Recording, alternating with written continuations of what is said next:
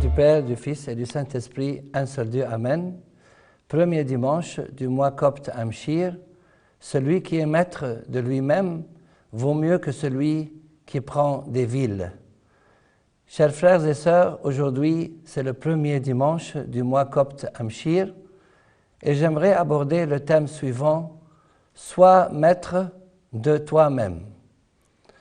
En introduction, tout au long de notre vie, nous voyons de nombreuses personnes qui s'affairent et courent dans tous les sens à la recherche du pouvoir, de l'argent, des possessions éphémères et qui en oublient complètement leur statut et la récompense éternelle qui les attend. Ces pauvres ont complètement oublié la parole de notre Seigneur. Que servirait-il à un homme de gagner tout le monde s'il perdait son âme? Ou que donnerait un homme en échange de son âme? Rentrons dans le vif du sujet de ce premier dimanche du mois copte Amshir. 1. Nous devons gérer nos pensées et nos décisions. Dans le psaume de l'office de l'encens du soir, on peut lire « J'avais dit, vous êtes des dieux », c'est-à-dire vous êtes maître de vos pensées, de vos sentiments et de vos décisions. Celui qui est maître de lui-même vaut mieux que celui qui prend des villes. 2. Jésus nous a donné le bon exemple.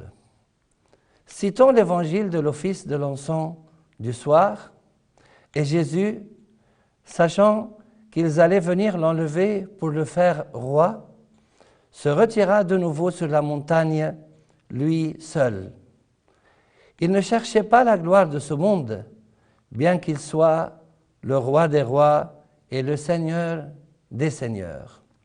Au contraire, dans le monde de tous les jours, nombreux sont ceux qui s'attachent aux apparences. Jésus se retira dans le calme et le silence de la montagne. Combien de fois sommes-nous restés seuls, dans le calme et la solitude, afin de progresser sur le chemin de notre vie spirituelle? C'est dans le calme et dans la solitude que nous découvrons nos péchés et nos faiblesses, que nous sommes à même de pouvoir organiser nos pensées et nos décisions et de définir nos priorités dans la vie. Celui qui est maître de lui-même vaut mieux que celui qui prend des villes. Saint Paul, le premier ermite, n'était pas tout seul dans le désert. Le Christ était toujours présent auprès de lui dans sa solitude. 3. Il me faut connaître les commandements divins. Dans le psaume de l'office de l'encens de l'aube, « Ta parole est une lampe à mes pieds et une lumière sur mon sentier.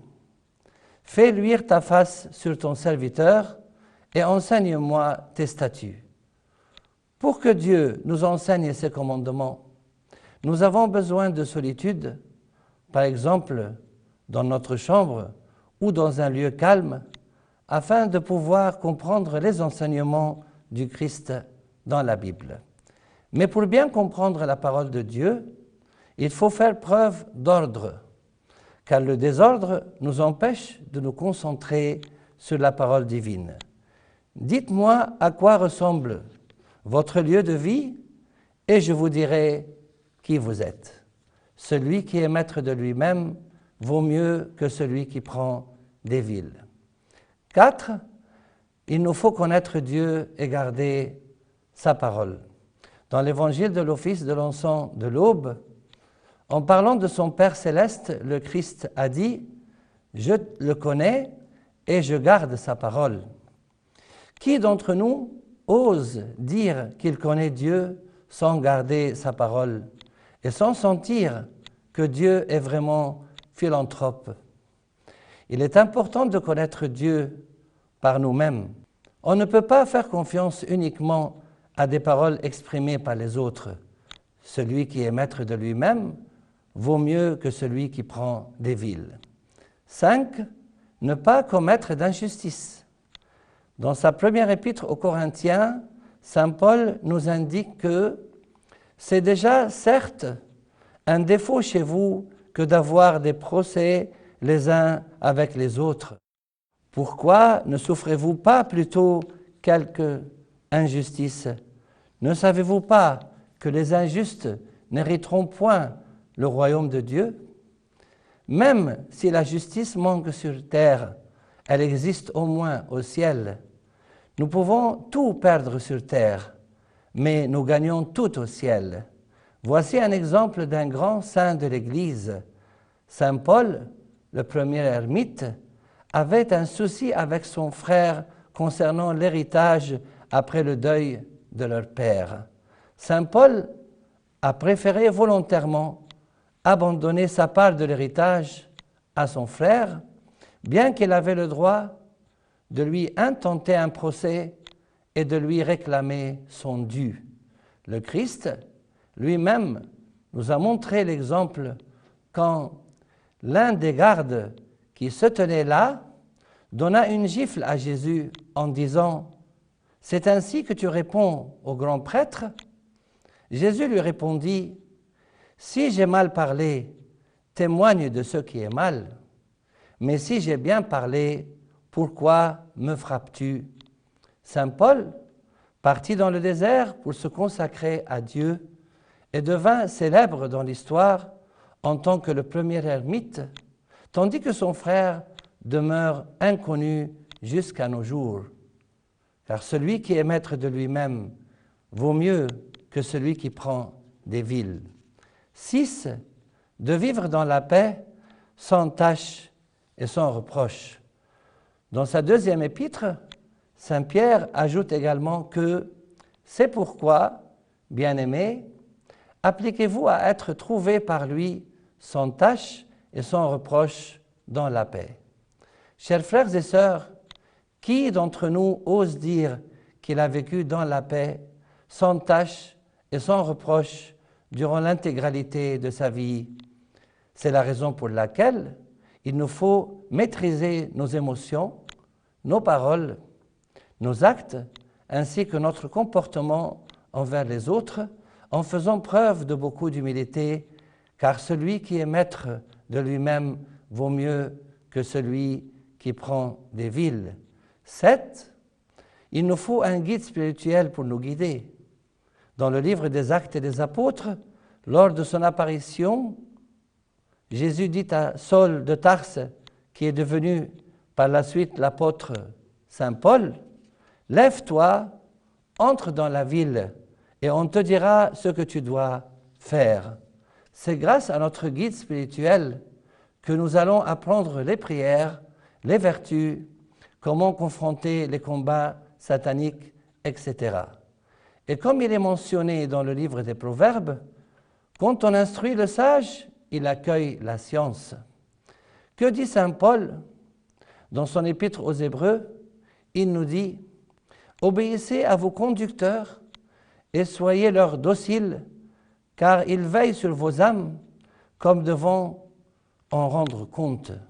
Celui qui est maître de lui-même vaut mieux que celui qui prend des villes. » 8. Et finalement, il nous faut toujours aller à la recherche de Jésus.